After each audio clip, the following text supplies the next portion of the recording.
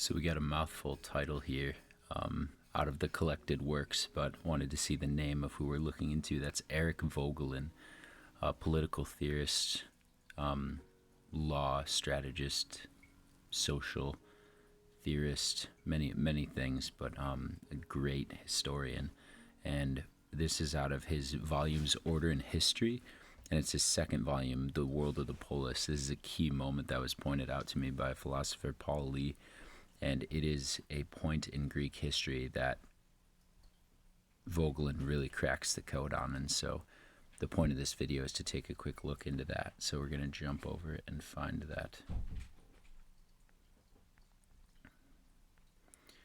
We are at part 2 of this volume, which is the Sophists. And I'm going to start reading and then make some commentaries so that we do a read along here. The tragedy was imminently the creation of Athens, insofar as the great poets were Athenians themselves, drawing for their work on the spiritual resources of their people. It was the gift of the new democracy to Hellas and to mankind. The people had awakened to the call for action in the tragic sense, and it had put its maturity to the test in the Persian Wars. The victory brought a complete change in the intellectual and political atmosphere. Before the war, Athens had been a politically rather insignificant town, and it hardly had participated in the intellectual adventures of Ionia and Italy. After the war, the city was propelled to political leadership in rivalry with Sparta. Its hegemony in the Delian League was soon converted into the rule over a maritime empire, held together by force, and Athens became the expending wealthy capital of this new political structure. So just to have a side note, just a first glance, we're talking about Athens and how Athens became this central place in Greece. And to understand what happened in the story, the narrative of Athens, that's what we're starting with here. And it's going to tell us a bit about the character of societies as a whole, and particularly the great rivalry between the Sophists and the philosophers. You had Plato and Socrates and many famous philosophers ripping on Sophists and saying sophistry is this evil that must be stamped out. And it was a rivalry between two groups, the Sophists and philosophers, which both use the same root. Sophia is wisdom, so philosophy, philosophy, is love, philo, of wisdom, Sophia. And then sophist is wisdom, Sophia, wisdom. Yet these two emerge as different branches. So we're looking at this pre-Platonic thing to ask ourselves, who are these sophists, and why did these great philosophers find the need to sort of talk against the sophists or rebel against it? So continuing, moreover, the Hellenic polis emerged from the war as a much more tightly knit world, as an area of intense intercourse, and in Athens this world found a city that was able to play the role, not only of a political center, but of a cultural capital as well. The city played this role brilliantly, but in order to play it, the people had to leave the safe backwater of ancestral piety, from which the greatness of the generation of Marathon had come, and to merge its abilities with the intellectual life of Hellas. In order to become, in the proud words of Pericles, this school of Hellas, Athens had to be its schoolboy for 2 generations. The education of Athens through Hellas to the point where the pupil became the undoubted representative of Hellenic culture was the decisive event of the so-called Age of the Sophists. So side note, just as a precursor to the Age of the Sophists, we have this Hellenic stringing together of different cities and polis. And the word polis, which is at the root of politics, means a group of individuals that can put on a war. And that's at the root of politics, is the polis. And the world of the polis being the title of this volume by Eric Voegelin. So we have the polis and all these different small polis that came together just before this story of Athens that we're dipping into to defend Hellenic civilization, or as they like to call themselves in their Homeric poems, the Achaeans, against the invading Persians and Xerxes and Darius, and so that's where the movie 300 and all these stories come, of this Hellenic coming together, and it's beginning to center around Athens post this Persian conflict. So we're talking about the age of the Sophists as a title for this time. Continuing, in this interpretation of Athenian abilities with the older culture of the border regions came into being what in retrospect appears as classic Hellenic culture. It was the process from which, after the political disaster, Plato and Aristotle emerged. So you have this section, the education of Athens, and this is the central point we're going to look into of sophistry and its evolution and what that has to do with why it's such a significant point of the history of consciousness and philosophy.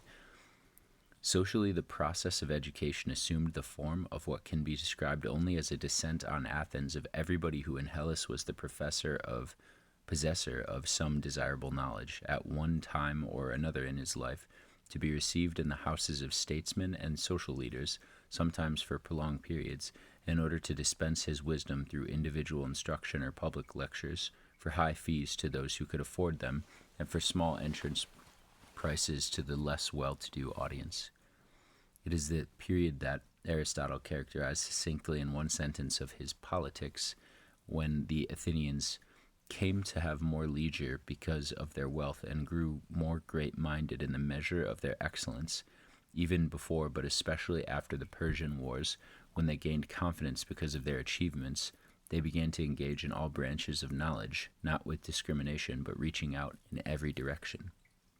So, side note, there's this great demand that grows in this prior insignificant Athenian area, that there's wealthy people who have a lot of leisure time, and leisure is at the basis of shula, or school, as we now call it. It's leisure, and we had this formation in then Athens, where now after the war we have these wealthy individuals who have plenty of leisure time and resources to attract these teachers to the city to grow this great cultural educational center.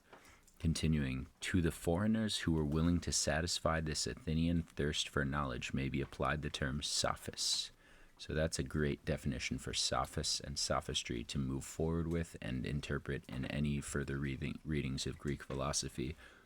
Voegelin is presenting us with a good archetype to start with, so that we have something in our belt in understanding what sophistry is this age of the sophists and this political time in Athens. Not too much importance, however, should be attached to the term sophist and its definition. We are less interested in defining a term that has become a historiographic convenience than in the process that we characterize as the education of Athens. The scene changed rapidly, and the differences in the concrete cases were frequently quite as important, if not more so, than the general characteristics of a foreign, migratory teacher. The term should be used, therefore, with the understanding that it has a center of sure application surrounded by wide rings of cases to which it can be applied only with increasing qualifications. In the first place, of course, the term applies to the men who, by historiographic tradition, are called sophists, and especially to the great four: Protagoras of Abdera, Gorgias of Leontini, Hippias of Elias, and Prodicus of Seos. Side note, Protagoras, Gorgias, and Hippias are names of Platonic dialogues. So again, the early Greek philosophers and the greats that we point back to constantly deal with the presence of sophistry. So we need to understand this and why these thinkers would have considered it so important to address sophistry in these great, or as they might say, supposedly great thinkers who could convince people of anything. They represent the type in its purity. They all belong approximately to the same generation, and their mode of thought shows traces of effectiveness in Athens from the 440s onwards.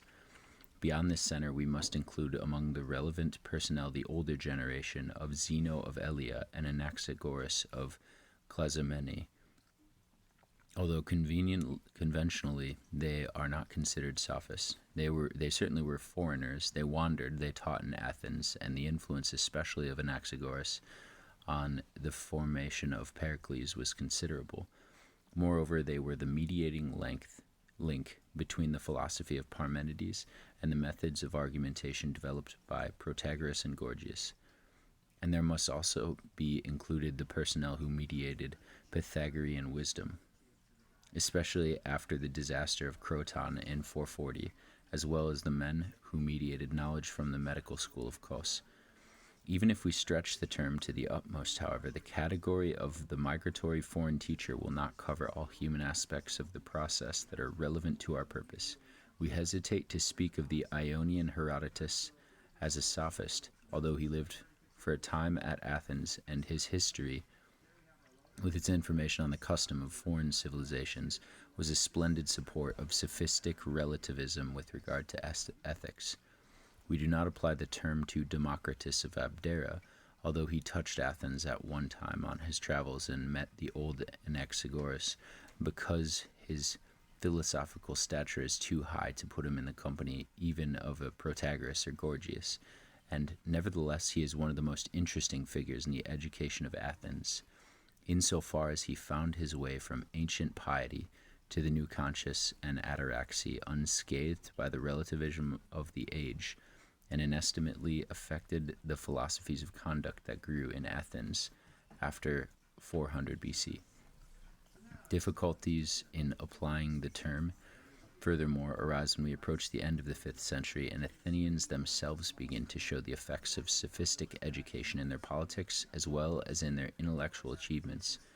Should we include among the Sophists their products of education among Athenian oligarchs, of whom we have a composite picture in Plato's Callicles? Was the tyrant Critias a sophist? And we hesitate to speak of Thucydides as a sophist, although his history of the Peloponnesian War is the grandiose epitaph of the age. In every accomplished sentence, the product of the sophistic culture at its best. With Socrates and Plato, finally, we reach the opposition to the Sophists. Under their present aspect, this opposition means that Athens had come to the end of its ordeal of being educated by foreigners. Athenians at last were able to articulate their problems for themselves in their own manner. The anti-foreign sentiment of Socrates and Plato has deeply colored their opposition to Sophists. This opposition does not mean that the achievements of the sophistic age were rejected. On the contrary, the achievements were taken over to an extent that is still not quite recognized, because our historiography of ideas pays more attention to Plato's vociferous criticism of Sophists than to his quiet acceptance of their work.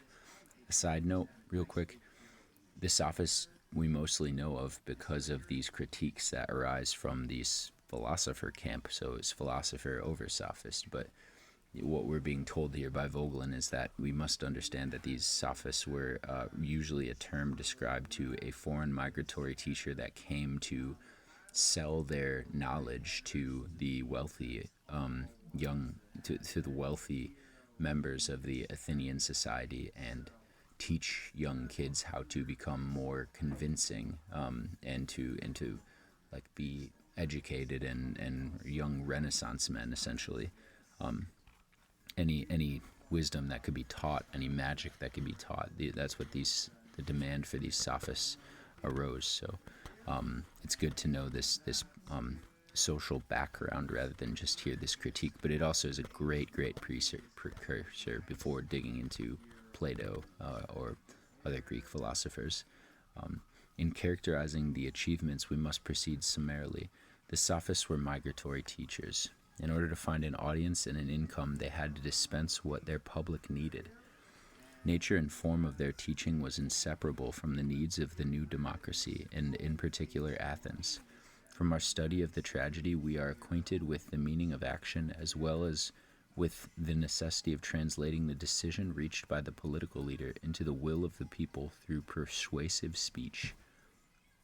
The political supremacy of the aristocratic clans was broken, and while the aristocrats might transmit their traditional way of life to their sons through education, such transmission had become the private affair of a social class, but did not lead by itself to political success in a polis of free men. The old style is breaking down, as we have seen in the time of Solon. Side note, Solon, ancestor of Plato's. Plato recounts the story in the Timaeus when he talks about various things of the history of Hellenic civilization, including Atlantis, the lost island of Atlantis. And now, in the age of democratizing constitutional reforms of Cleisthenes, Themistocles, and Pericles, it was dead as a political force.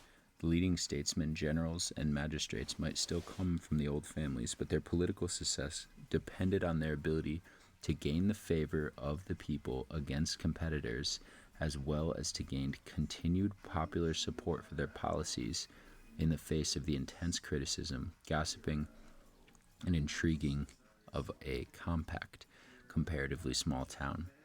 So that's one thing to understand. It's this political efficacy that these young statesmen are searching after, and these sophists are the ones who are their utility, their tool to reaching that power, that convincing, that persuasion, the baby precursor of rhetoric.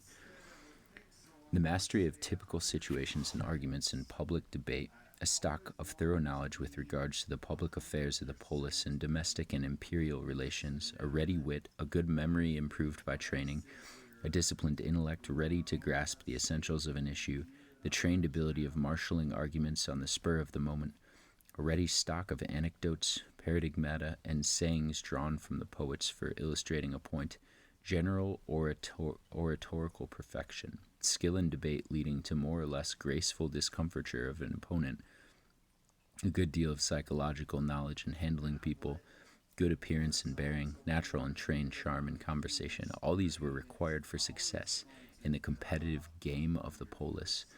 Anybody would be welcome who could train the mind in arriving at sound decisions and in imposing them on others in this new form of politics through debate, speech, argument, and persuasion. And this is sort of the ending point maybe here, is that this skill in debate and leading to the discomfiture of an opponent is this magic that they were trying to practice. And Plato, in his dialogue, Gorgias, kind of has this back and forth between Socrates and Gorgias, where Gorgias is trapped a little bit, where Socrates is saying, don't we want people to study the actual things rather than be convincing? Wouldn't you rather have a doctor who knows medicine, a practicing physician who knows medicine, rather than someone who can just convince somebody that they know when they don't truly know? Isn't that an evil, to merely convince when you don't have what's behind it? And it goes deeper than that.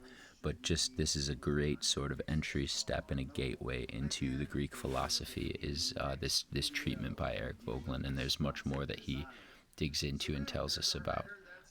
But we can understand the demand now politically of these sophists coming through Athens, how that made Athens what it was as an educational center, and how Greek philosophy became this crux, this archetype, this arch that would then hold up like the Hellenic civilization and Western civilization on top of it, leading from the Romans and on and on.